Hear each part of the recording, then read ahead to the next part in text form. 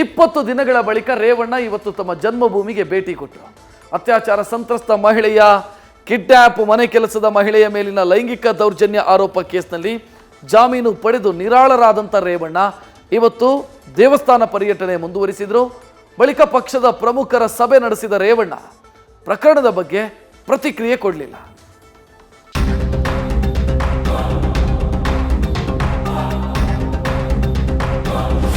ಈಗ ನ್ಯಾಯಾಲಯದ ವಿಷಯ ನಾನು ಯಾವುದೂ ಮಾತಾಡೋಕ್ಕೆ ಹೋಗಲ್ಲ. ನ್ಯಾಯಾಲಯದ ಬಗ್ಗೆ ನನಗೆ ಗೌರವ ಇದೆ, ದೇವ್ರ ಬಗ್ಗೆ ನನಗೆ ಗೌರವ ಇದೆ.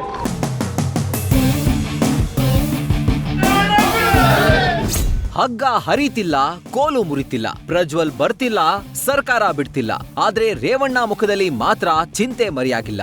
ಸೆರೆಯುಂಡು ಸಮರ ಮುಗಿಸಿ ಬಂದ ರೇವಣ್ಣ ಮೊದಲ ಬಾರಿಗೆ ಕರ್ಮಭೂಮಿಗೆ ಆಗಮಿಸಿದ್ರು. ಬರೋಬ್ಬರಿ 20 ದಿನಗಳ ಬಳಿಕ ಹಾಸನಕ್ಕೆ ರೇವಣ್ಣ ರಿಟರ್ನ್ ಆಗಿದ್ರು.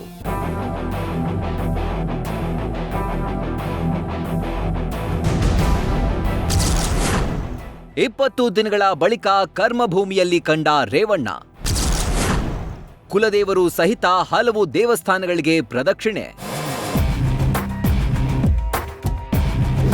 ಅತ್ಯಾಚಾರ ಸಂತ್ರಸ್ತ ಮಹಿಳೆಯ ಕಿಡ್ನಾಪ್ ಕೇಸ್, ಮನೆ ಕೆಲಸದ ಮಹಿಳೆ ಮೇಲಿನ ಲೈಂಗಿಕ ಕಿರುಕುಳ ಆರೋಪದ ಪ್ರಕರಣ ಬೆನ್ನೇರಿದ ಬಳಿಕ ರೇವಣ್ಣ ಪರಪ್ಪನ ಪಾಲಾಗಿದ್ರು. ಸಪ್ತದಿಂದ ಸೆರೆ ಕಂಡು ಬಂದ ರೇವಣ್ಣ ಈಗ ಜಾಮೀನು ಪಡೆದು ನಿರಾಳತೆಯಲ್ಲಿದ್ದಾರೆ.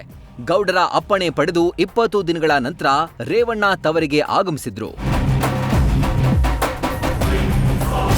ರಾಜಕೀಯ ಸಭೆಗೂ ಮೊದಲು ದೇವರಿಗೆ ಸಮಯ ಮೀಸಲಿಟ್ಟ ರೇವಣ್ಣ ತಮ್ಮ ಕುಟುಂಬದ ಆರಾಧ್ಯ ದೈವ ಮಾವಿನಕೆರೆ ಬೆಟ್ಟದ ರಂಗನಾಥ ಸ್ವಾಮಿ, ಕುಲದೈವ ಹರದನಹಳ್ಳಿಯ ದೇವೇಶ್ವರ, ಹೊಳೆನರಸೀಪುರದ ಲಕ್ಷ್ಮೀ ನರಸಿಂಹಸ್ವಾಮಿ ದೇವಾಲಯಗಳಿಗೆ ಭೇಟಿ ನೀಡಿ ವಿಶೇಷ ಪೂಜೆ ಸಲ್ಲಿಸಿದ್ರು. ಕ್ಷೇತ್ರಕ್ಕೆ ಆಗಮಿಸ್ತಾ ಇದ್ದಂತೆ ಜಮಾಯಿಸಿದ್ದ ಅಭಿಮಾನಿಗಳು ಜೈಕಾರ ಮೊಳಗಿಸಿದ್ರು.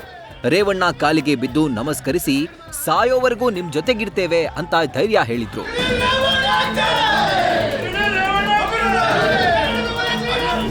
ಜೈಲಿಂದ ಹೊರಬಂದ ದಿನವೇ ತವರೂರಿಗೆ ಹೊರಟಿದ್ದ ರೇವಣ್ಣರನ್ನ ಹೊಳೆನರಸೀಪುರಕ್ಕೆ ಹೋಗುವುದು ಬೇಡ ಅಂತ ದೇವೇಗೌಡ್ರೆ ತಡೆದಿದ್ರು. ಈಗ ಮನೆ ದೇವರಿಗೆ ಪೂಜೆ ಸಲ್ಲಿಸಲು ಅನುಮತಿ ಪಡೆದು ಹಾಸನಕ್ಕೆ ಆಗಮಿಸಿದ್ರು. ಅಲ್ಲದೆ ಪ್ರಕರಣದ ಬಗ್ಗೆ ಎಲ್ಲಿಯೂ ಕೂಡ ಏನನ್ನೂ ಮಾತನಾಡದಂತೆ ಸೂಚನೆ ಪಡೆದು ಬಂದಿದ್ದಾರೆ ಅಂತ ಗೊತ್ತಾಗಿದೆ. ಹಾಗಾಗಿ ಪ್ರಕರಣದ ಬಗ್ಗೆ ಯಾವ ವಿಚಾರವನ್ನು ರೇವಣ್ಣ ಮಾತನಾಡಲಿಲ್ಲ. ಈಗ ನ್ಯಾಯಾಲಯದ ವಿಷಯ ನಾನು ಯಾವುದೂ ಮಾತಾಡೋಕ್ಕೆ ಹೋಗಲ್ಲ. ನ್ಯಾಯಾಲಯದ ಬಗ್ಗೆ ನನಗೆ ಗೌರವ ಇದೆ, ದೇವ್ರ ಬಗ್ಗೆ ನನಗೆ ಗೌರವ ಇದೆ. ಇವತ್ತು ಒಂದೇ ನಮ್ಮ ಜಿಲ್ಲೆ ಜನ ನಮಗೆ ದೇವೇಗೌಡರಿಗೆ, ನನಗೆ ದೇವೇಗೌಡರಿಗೆ 60 ವರ್ಷ ರಾಜಕಾರಣದ ಹೊಳೆನರಸೀಪುರದಿಂದ ಹಿಡಿದು ಅವ್ರನ್ನ ಇಡೀ ಇವತ್ತು ಭಾರತ ದೇಶದ ತಗೊಂಡಿದ್ದಾರೆ. ಅದ್ರ ಬಗ್ಗೆ ನಾನು ಈ ಜಿಲ್ಲೆ ಜನ, ರಾಜ್ಯದ ಇವತ್ತು ನಾನು ಕೃತಜ್ಞರಾಗಿದ್ದೆ. ಮತ್ತು ನಾನು 25 ವರ್ಷ ಶಾಸಕ ಕಲಿತಿದ್ದೆ. ಇವತ್ತು ದಕ್ಷಿಣದ ವಿಧಾನ ಪರಿಷತ್ ಇದು ವಿವೇಕ್ ಅಂತ ನಿಂತಿದ್ದಾರೆ. ಅವ್ರ ಪರವಾಗಿ ಇವತ್ತು ನಾವು ನಮ್ಮ ಪಕ್ಷದ ಮೀಟಿಂಗ್ ಮಾಡಿದ್ವಿ.